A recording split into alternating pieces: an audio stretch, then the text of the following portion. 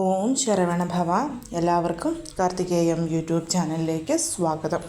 ഇന്ന് വെള്ളിയാഴ്ചയാണ്. വൈകിട്ട് ചെയ്യുന്ന ലക്ഷ്മി പൂജയെക്കുറിച്ച് വീഡിയോ ചെയ്തിട്ടുണ്ട്. കാണാത്തവരൊക്കെ തീർച്ചയായും അത് കാണണം.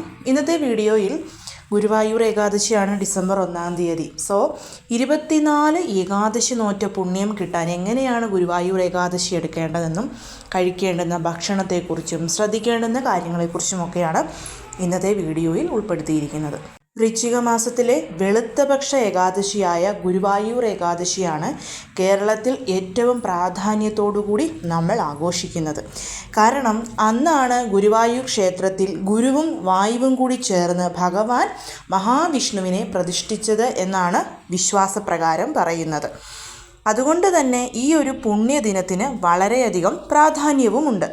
അതുമാത്രവുമല്ല, ഭഗവാൻ ശ്രീകൃഷ്ണൻ അർജുനന് ഗീത ഉപദേശിച്ചു കൊടുത്ത ദിവസമായതുകൊണ്ട് തന്നെ ഗീതാദിനമായിട്ടും ഈ ഒരു ഏകാദശി അറിയപ്പെടുന്നുണ്ട്.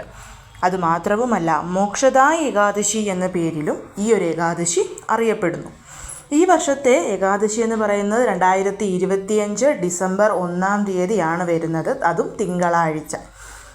നമ്മൾക്ക് സാധാരണ നിങ്ങൾ ഈ ഏകാദശികൾ ഒന്നും എടുത്തിട്ടില്ല എങ്കിൽ പോലും ഈ ഒരു ഗുരുവായൂർ ഏകാദശി വിധിയാവണ്ണം നമ്മൾ എടുത്താൽ 24 ഏകാദശികൾ എടുത്ത പുണ്യവും ഭഗവാൻ കൃഷ്ണൻ്റെ മഹാവിഷ്ണുവിൻ്റെ പൂർണ്ണമായ അനുഗ്രഹവും നമുക്ക് ലഭിക്കുന്നതായിരിക്കും. എല്ലാവർക്കും അറിയാം, ദശമി, ഏകാദശി, ദ്വാദശി ഈ 3 ദിവസങ്ങളിലായിട്ടാണ് ഏകാദശി വ്രതം നീണ്ടു കിടക്കുന്നത് എന്നുള്ളത്.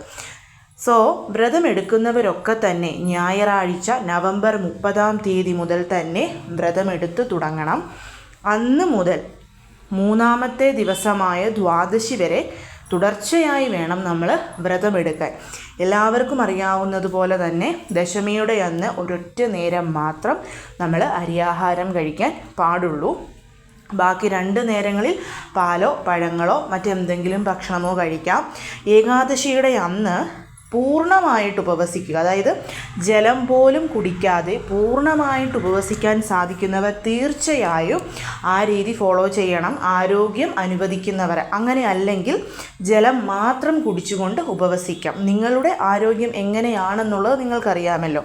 അതനുസരിച്ച് നിങ്ങൾക്ക് വ്രതമെടുക്കാവുന്നതാണ്. മെഡിസിൻസ് ഒക്കെ കഴിക്കുന്നവർ, ആരോഗ്യപരമായി ബുദ്ധിമുട്ടുകൾ ഉള്ളവരാണെങ്കിൽ ഉള്ളി, വെളുത്തുള്ളി, സവോള, അരി, ധാന്യഭക്ഷണങ്ങൾ കംപ്ലീറ്റ് ആയിട്ട് ഒഴിവാക്കുക തന്നെ വേണം. ഒരുപാട് പേര് ഓട്സ് കഴിക്കാവോ എന്ന് ചോദിക്കും. പക്ഷേ ഓട്സ് എന്ന് പറയുന്നത് ഗോതമ്പിൽ നിന്നുണ്ടാക്കിയെടുക്കുന്നതാണ്.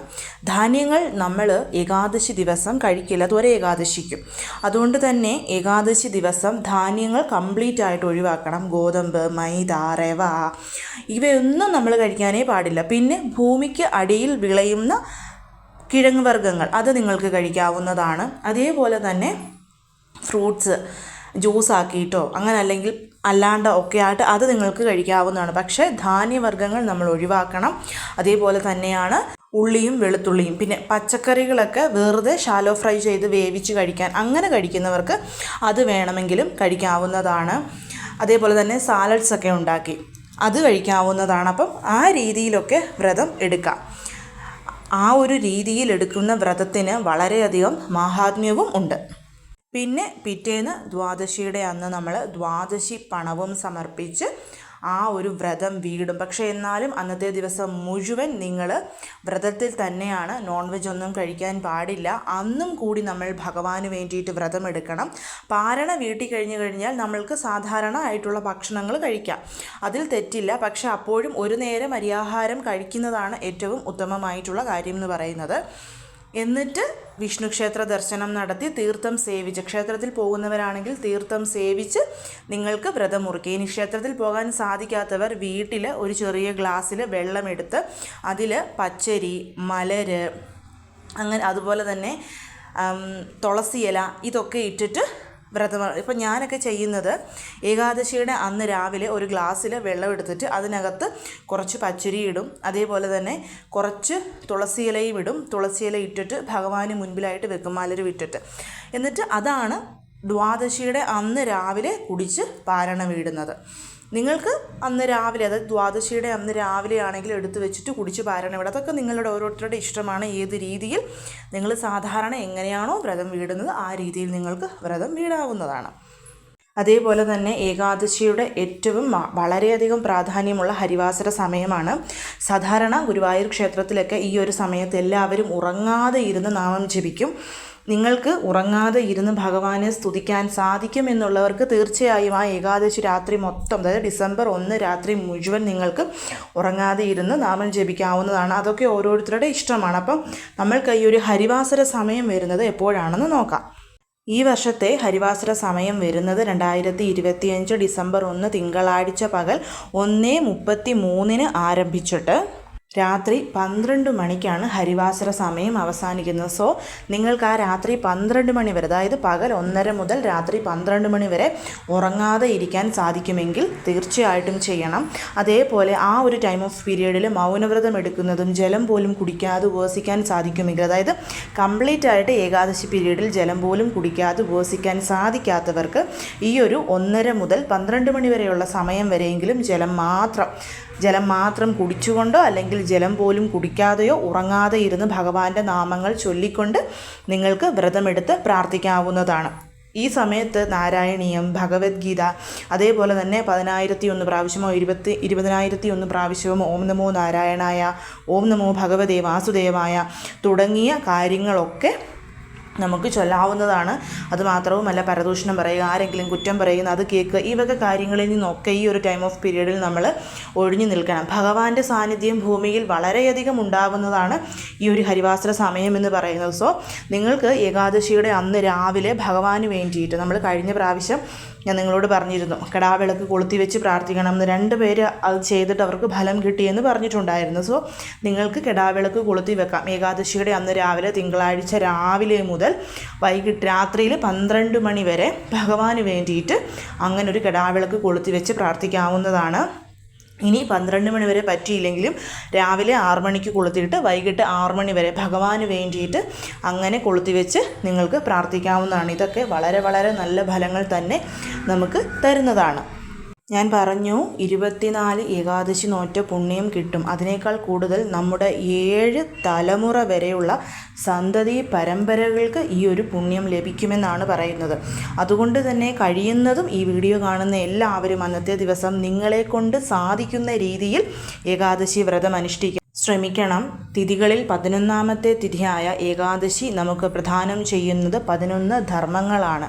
ഏകാദശി എന്ന വാക്കിൻ്റെ അർത്ഥം തന്നെ ഈശ്വരഭക്തി, ദാനം, യജ്ഞം, കൃതജ്ഞത, ദയ, അഹിംസ, ക്ഷമ, ബ്രഹ്മചര്യം, ശൗര്യം, ജിതേന്ദ്രിയത്വം, സ്വാധ്യായം ഇവയാണ്.